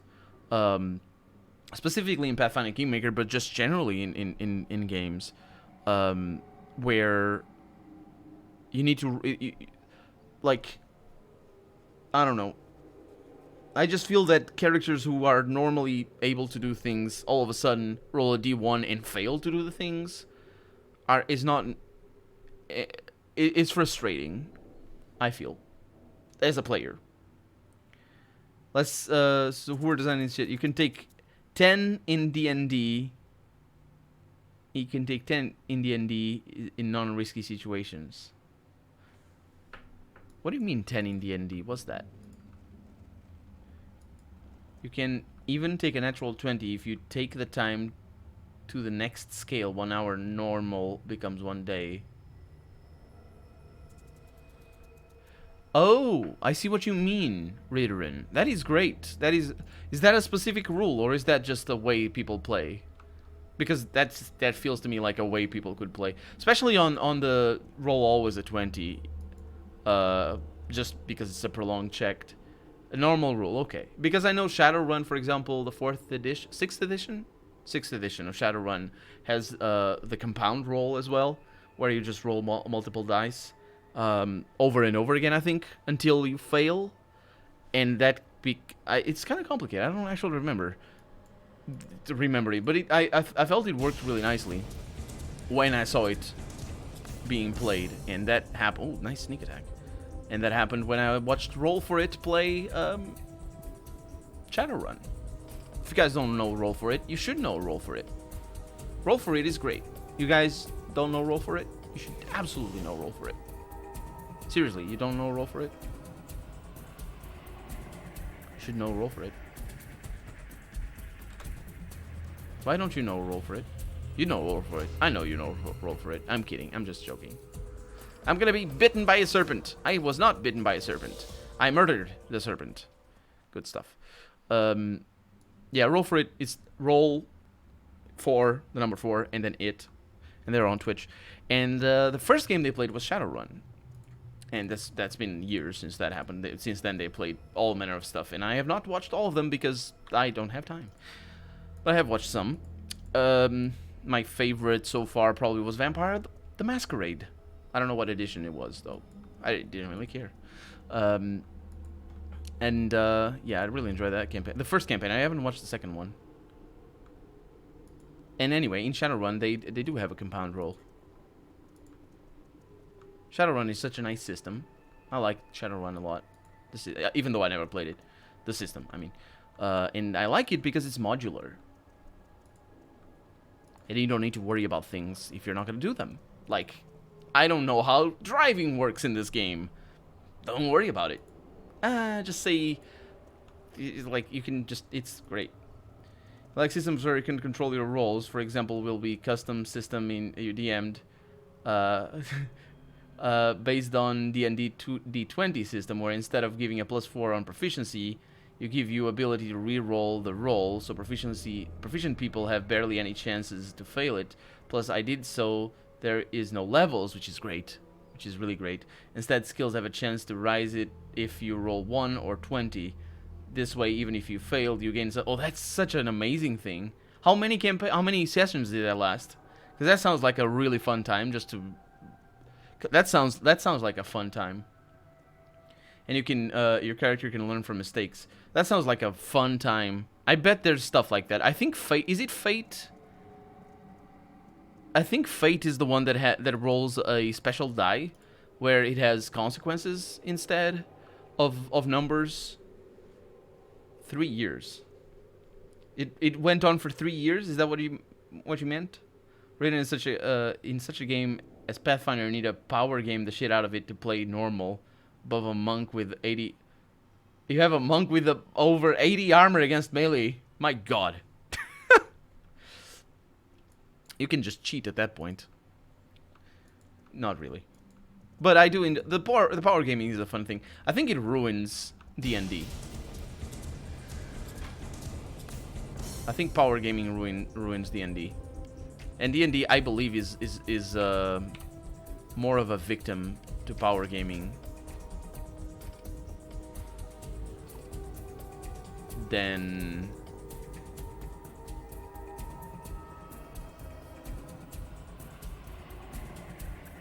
speaking of power gaming, I just destroyed a bunch of undead in a single fell swoop. I think D&D is more of a victim to power gaming than other systems, and I think it's the community. I don't deal too much with the community, but I get a lot of comments on my videos of games that I play in D&D and D&D related Let's Plays of people just being very specific and Ridorin, you're one of them for sure, but you can see the level of detail that's needed. I'm talking more. Specifically, I'm talking more in Baldur's Gate, where people are like, if you do this and if you do that, and you can see once I played by myself with a solo character the level of things that I learned. Like I know for a fact that I go back to D&D, to Baldur's Gate, and I'm just gonna destroy everything. Actually, I'm sort of itching to do that, but I have other games. Maybe in a few years I'll do that. Because I know, like, I can make a mage that will devastate everything in the world. I can make a fighter that is just unbelievably powerful. In late game, anyway. And the min-maxing is real. It is absolutely real. So, I don't know. Funniest moments were something like dude disarming a trap, who rolls a 1, has a wingmate who assisted the roll, literally dies, which is a trap after all. The disarmer roll low damage, survive, shrugs and laughs like at least I leveled up traps. Yeah, normal D&D is close. Doesn't matter how you play your character, but Pathfinder, holy shit! The time you got the word rats, don't say they are normal. Power gaming should be an option rather than necessary. Yeah, I think so. The thing is, for GM, for a tabletop, power gaming is a war between the players, or the power player anyway.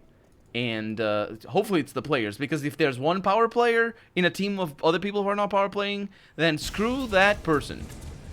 Oh, dang you. Screw that person, because it's just gonna ruin the fun for everyone.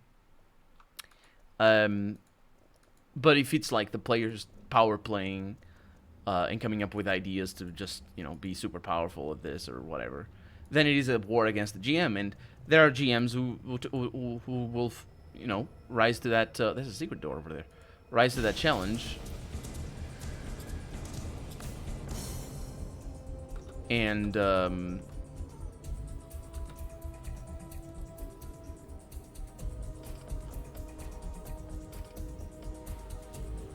I do this?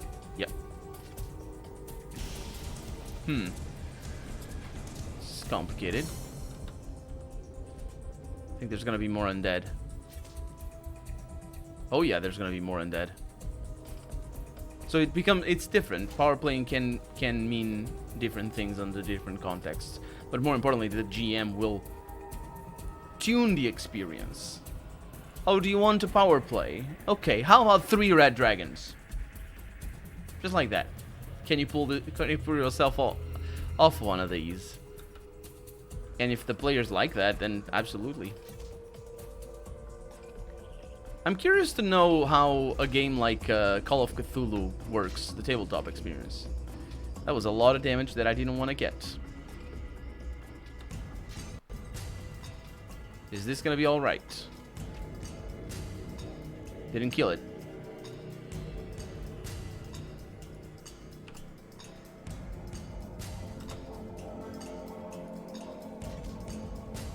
Are we gonna be alright here? Nope, we're gonna die.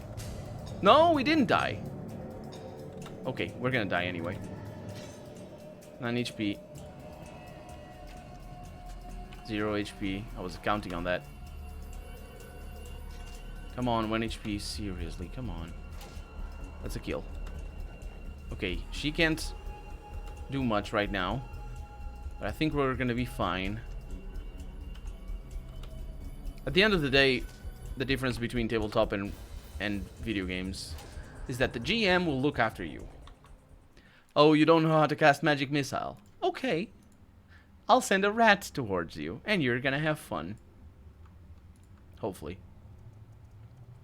We played military campaign in some post-apocalyptic world. You made combat as lethal as possible so people would not smash everything. That's definitely a way of doing it. We should rest. I am super tired. But more importantly, my characters are super tired. Oh, and man, the hours just passed by. Once you played a Mind Flayer with psionic classes, and you could trick the time a bit by sucking souls. You didn't need to use XP, so you could save scum. That was a long-ass campaign. Okay, so let's see what I can do here. I'm gonna be attacked by... No, I'm not. And I suppose we passed our fortitude roll. No, we did not. Okay, that's all fine. We're gonna rest again, most likely. But before that happens... We're gonna cure our moderate wounds. Such a funny name for a spell. But my wounds are dire. It's not gonna cure them. No, it isn't. It is not. But if you cast 2, then it does. How does that work? I don't know. Look, might as well just be letters. Don't read. Okay. I cast spell number A153. Okay, see, you can do this. I probably shouldn't, How much health do you have? 30. Oh my god. Yeah, it's not great. Yeah, I probably shouldn't rest again. Should get the, you know, take advantage of the new spells and all that. And that's gonna be that for today. You're missing one. Another height of the campaign moment where when one guy joined the campaign, and before the encounter they were deciding what to do, so the guy is like, let's just go in guns blazing, and a team looks up at him and he goes, no, chill out, we have to be careful. That's fun. Once you played a Mind Flayer, oh right, you're talking, he's taking too much time. Nah, it's always good. It's always good. It's always very good. Thank you very much. So, that's going to be that for today. We might be able to go and invade someone, because I might be able to find you. Well, you know a lot of the people by now that I follow. I do follow other people that I haven't invaded, so who knows? It's not invaded, it's raiding. It's raiding. It's a raiding. So, if I can find something, especially if it's tabletop, do you guys? It's Thursday. Thursday is a good day for tabletop. So maybe someone is playing tabletop. And if maybe Roll for It is not. I don't think. That's on Wednesdays that they do that. So let's see who. Oh, we do have tabletop at the ready. We also have Assassin's Creed Odyssey. We also have Night in the Woods by Trooper. If you guys don't know Trooper, Unmade Gaming is playing tabletop RPGs, but it's 0 viewers, so it might, I don't know what's going on there. So let's invite Trooper stream. If you guys don't know Trooper, you should. Truly, I thank you for showing up. Truly, you always lurk and you always say goodbye at the end. So thank you very much for lurking. Night in the Woods. A lot of people like that game. I have never played it. I don't think I've ever seen anything about Night in the Woods. So yeah, let's invade Trooper and say hi to him for me. Well, I'll be there, but yeah. Also, if you subscribe to him, and yeah, if you subscribe, he will sing a song. I won't do that, but he will sing a song with your name, and it's amazing. Yeah, if you hang around in this chat, you'll hear someone subscribe, and yeah. So let's raid Trooper. Have a good night, everyone, or a good morning, or a good afternoon, or whatever. Oh, he's talking still, so he's not playing yet. So maybe people are subscribing. Maybe you're gonna hear him talk. So thank you very much once again, and have a good night.